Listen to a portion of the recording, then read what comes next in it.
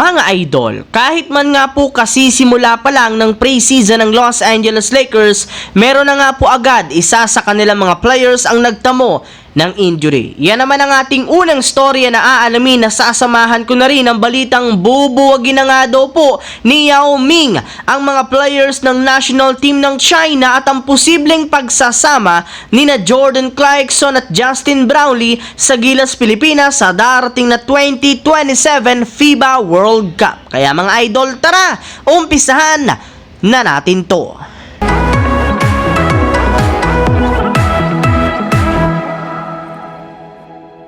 Sa kabila nga po mga idol ng pagkatalo ng Los Angeles Lakers sa kanilang unang preseason game kontra sa Golden State Warriors, naging positibo para naman dito ang pananaw ng lahat ng kanilang mga manlalaro. Sa katunayan, ayon nga po sa naging pahayag ng kanilang dalawang superstar na sina Anthony Davis at D'Angelo Russell, kahit man natalo sila kontra sa Warriors, nakita rin naman nga po nila ang napakalaking potensyal ng kanyang mga bagong kakampi, lalo na sina Gabe Vincent, Max Christie at Christian Wood. Ayon rin naman nga po sa kanilang head coach na si Darvin Ham, marami nga sila ditong nagawang bad shots, bad play at hindi rin naman nga nila masyadong naalagaan ng bola na siyang rason ng kanilang pagkatalo. Yes mga idol, marami nga po silang dapat pang ayusin sa kanilang rotation at sa kanilang mga ginagawang play sa loob ng court. Pero sa kabila nga po niyan, gusto rin naman nga po niya ang kanilang kasalukuyang grupo ngayon.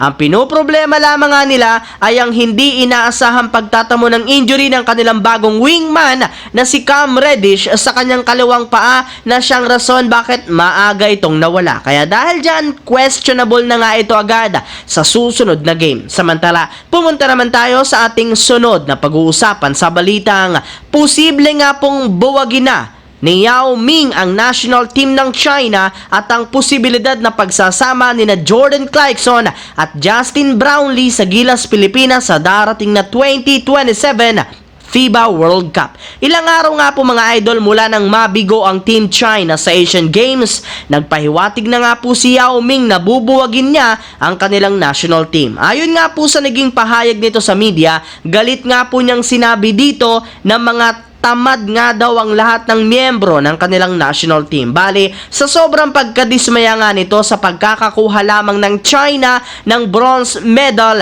sunod-sunod na nga po niya itong binatikos, lalo pat hindi nga po naging disiplinado ang kanilang team at masyado nga po nilang minaliit ang kanilang kalaban. Kaya aminado nga po siya na napakalaki ng gap ng China kumpara sa ibang mga bansa pagdating sa basketball. Kaya kailangan nga po nila ng malaking pagbabago sa kanilang programa kung gusto man nilang makahabol at maging dominante muli. Yes mga idol, tama nga po ang inyong narinig. Mismong si Yao Ming na nga po ang nagsabi na posibleng buwagin at babaguhin niya na ang Team China matapos lamang ang pagkatalo nila sa Gilas, Pilipinas. At gayong nabanggit nga po natin, ang Gilas, matapos nga po na manalo sila ng gintong medalya, nakabalik na nga ito sa Pilipinas ngayong araw kung saan sinalubong sila ng napakaraming Pinoy fans na tuwang-tuwa sa ating national team na ginawa nila sa Asian Games. At meron nga dito mga fans ang nagsabi na kailangan nga po ng Gilas na pagsamahin sina Justin Brownlee at Jordan Clarkson sa darating na FIBA World Cup. Gayong sa ganitong paraan,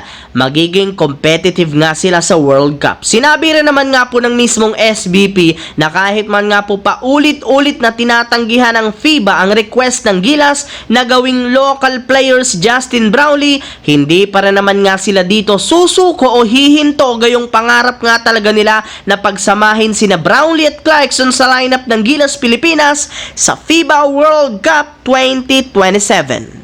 Ang videong ito mga idol ay hatid sa inyo ng Aurora Game, isang play-to-earn mobile app na kung saan pwede kang kumita habang nag-e-enjoy ka. Maraming mga games dito mga idol gaya ng Color Game na alam kong siguradong mananalo kayo, Dragon versus Tiger na simple lang pipili ka lang kung Dragon ba o Tiger ang mananalo. Meron ding Toss a Coin na alam kong alam nyo na at marami pang iba. Sobrang dali lang mag-register, gamit lang ang iyong mobile number, hintayin ang verification code at gumawa ng password. Madali lang din mag-cash in at pag panalo, maka-cash out agad gamit ang iyong GCash account. Kaya ano pang hinihintay nyo mga idol? Mag-download na at manalo. Nasa comment section ang link para makapagsimula na kayo. So yun lamang mga idol ang ating bagong pinag-usapan dito sa aking YouTube channel. Once again, this is your J-Zone TV. Huwag kalimutang mag-like at syempre mag-subscribe.